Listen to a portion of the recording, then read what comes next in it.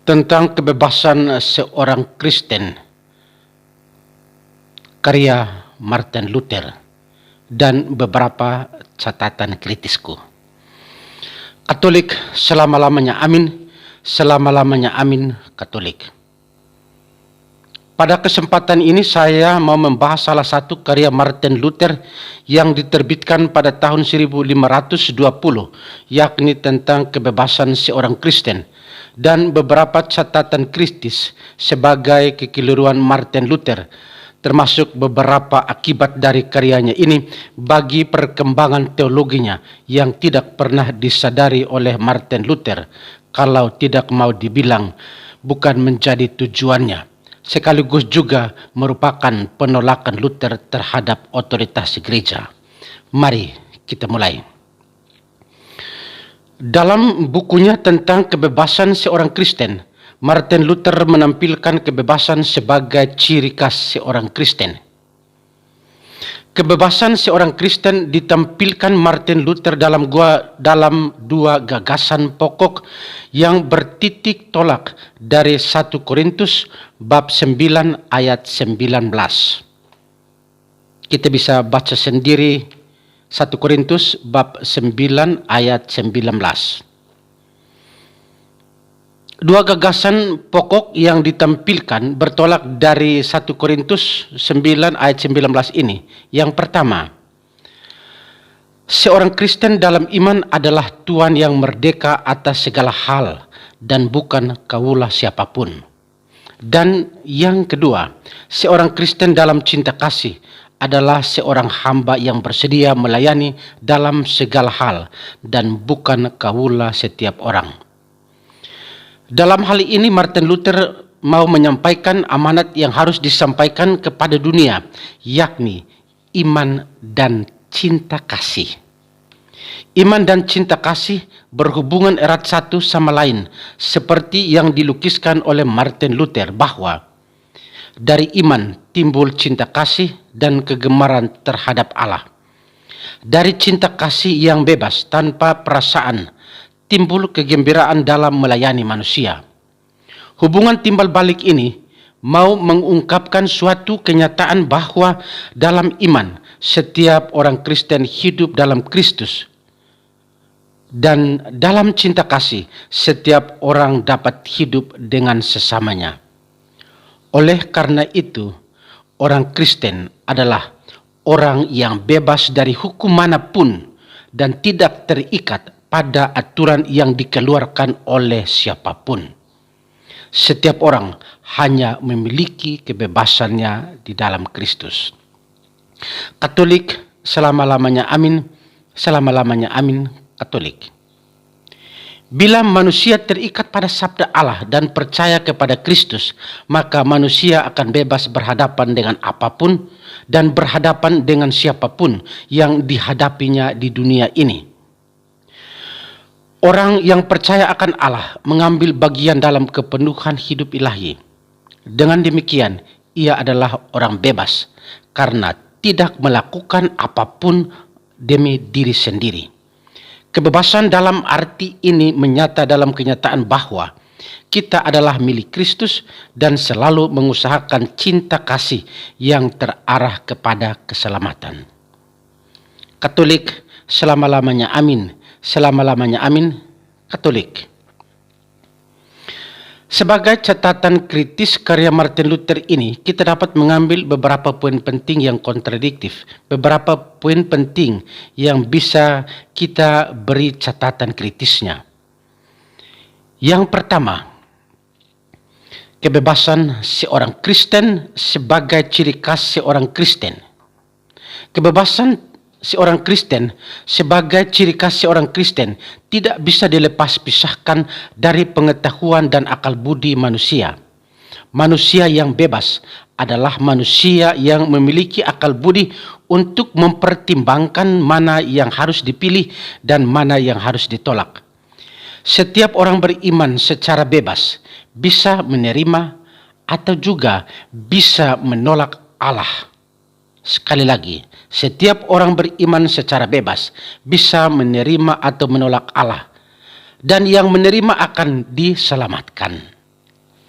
Iman dan akal budi bekerja sama karena keduanya berasal dari Allah sendiri, dan iman dan akal budi tidak bertentangan satu dengan yang lain.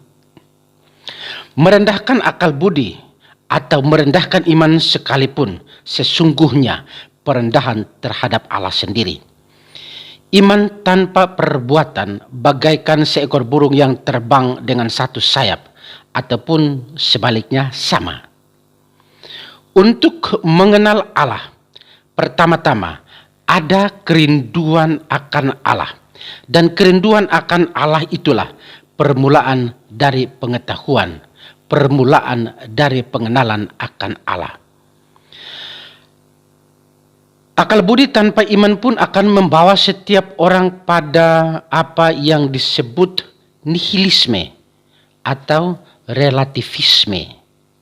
Sekali lagi, nihilisme dan relativisme dalam beriman. Dan iman tanpa akal budi pun akan membawa setiap orang pada apa yang boleh saya sebut tahyul. Sekali lagi, iman tanpa akal budi pun akan membawa manusia pada hal-hal yang bersifat tahyul. Yang kedua, iman dan cinta kasih. Iman yang diwahyukan sebagai kebenaran menuntut kasih sebagai keutamaan teologi yang selalu terkait dengan kerinduan dan pengharapan akan hidup bahagia kelak bersama Allah. Iman yang benar menuntut setiap orang mengungkapkan kasihnya kepada sesama yang berlandaskan pada kasih Kristus. Cinta kasih yang benar harus terungkap dalam perbuatan-perbuatan baik setiap orang beriman. Iman tanpa cinta kasih yang nyata akan seperti tong kosong yang bunyinya nyaring. Jadi, bila mengatakan setiap orang Kristen adalah orang yang bebas dari hukum manapun dan tidak terikat dari aturan apapun yang ada di bumi ini yang dikeluarkan oleh siapapun adalah kemustahilan. Karena setiap orang beriman yang baik dan benar, beriman yang baik, benar dan tepat sekali lagi harus berada pada bingkai hukum dan peraturan-peraturan yang senantiasa mendekatkan setiap orang dengan yang ilahi sebagai sumber dari segala yang ada.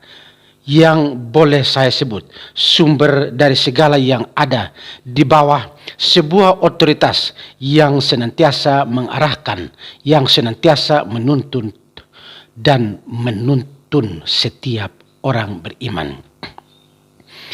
Yang ketiga, sebagai catatan kritis. Manusia makhluk ilahi dan makhluk sosial. Setiap orang Kristen adalah orang yang bebas dari hukum. Setiap orang Kristen adalah orang yang bebas dari hukum manapun dan tidak terikat pada aturan apapun yang dikeluarkan oleh siapapun yang akan membawa keterpecahan dalam tatanan sosial kemasyarakatan. Karena manusia sebagai ciptaan Tuhan sekaligus sebagai makhluk sosial membutuhkan otoritas. Manusia sebagai makhluk ciptaan Tuhan sekaligus makhluk sosial membutuhkan aturan-aturan itu sendiri.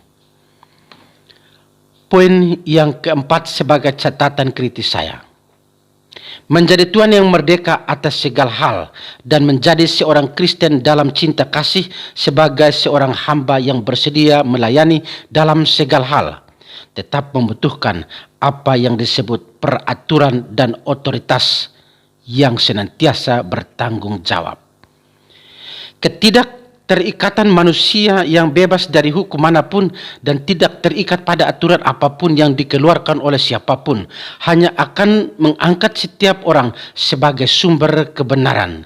Sekali lagi, hanya akan mengangkat setiap orang sebagai sumber kebenaran dan pada akhirnya menjadi otoritas bagi dirinya sendiri karena tidak ada keterikatan dengan struktur sosial kemasyarakatan lainnya.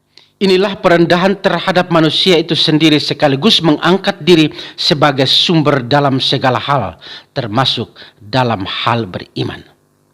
Akibatnya yang terjadi mau tidak mau harus mau bahwa keterpecahan kebenaran atau relativisme kebenaran dengan mengangkat diri sebagai otoritas pribadi.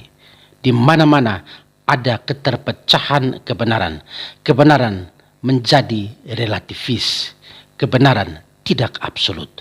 Keterpecahan ada di mana-mana. Salam waras dalam beriman. Katolik selama-lamanya amin, selama-lamanya amin, Katolik.